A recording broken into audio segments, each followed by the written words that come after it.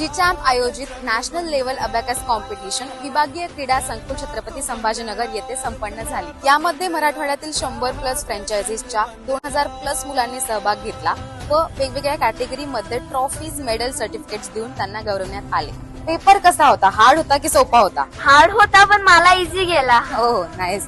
ह्या एक्झाम मधून तुला काय नवीन शिकायला भेटलंय मला सांग। ऍडिशन, सबट्रॅक्शन फास्ट करायला। तर मॅडमला मी हा प्रश्न विचारेल की मॅम, तुम्ही या सगळ्या स्टुडंट्सला इतक्या मेहनतीने शिकवलंय आणि त्यांचा आज तुम्हाला यश दिसतं, त्यांना इतक्या छान छान ट्रॉफीज भेटल्या, तुम्हाला आज कसं वाटतंय? मॅम, मला खूप प्राऊड फील होत आहे कारण ऍक्च्युली मुलांना जेव्हा ट्रॉफी भेटते तर ऍज अ टीचरला भेटली असं वाटतं। आपण जर शिक्षक असाल किंवा गृहिणी असाल तर तुम्ही सुद्धा जीचॅम्प अबॅकसची फ्रँचायझी घेऊ शकता आणि एक चांगला शैक्षणिक व्यवसाय सुद्धा सुरू करू शकता।